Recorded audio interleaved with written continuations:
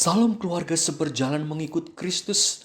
Tema perenungan saat teduh kita hari ini adalah meminta petunjuk siapakah. Saya bacakan 1 Tawaris 10 ayat 13-14 berkata demikian. Demikianlah Saul mati karena perbuatannya tidak setia terhadap Tuhan, oleh karena ia tidak berpegang pada firman Tuhan, dan juga karena ia telah meminta petunjuk dari arwah dan tidak meminta petunjuk Tuhan. Sebab itu Tuhan membunuh dia dan menyerahkan jabatan raja itu kepada Daud bin Isai. Saudara, meminta petunjuk siapa?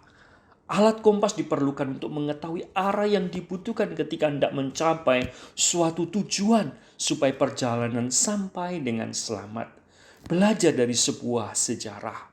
Kegagalan Saul yang diberi kepercayaan sebagai raja yang memimpin umatnya ditulis kembali oleh penulis Tawarikh supaya umat Israel yang pulang dari pembuangan, para pemimpin dan umatnya tidak mengulangi kegagalan yang sama dengan hidup menjauh dari Tuhan, tidak taat firman-Nya, bahkan berkompromi dengan kuasa gelap demi sebuah ambisi diri.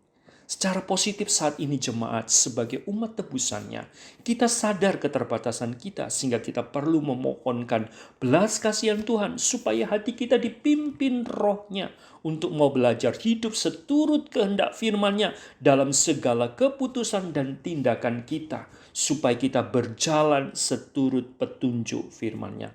Itulah pimpinan Tuhan tiap saat yang kita butuhkan dalam dunia yang berdosa ini, supaya kita berjalan dalam keselamatan dan bukan pada jalan kebinasaan.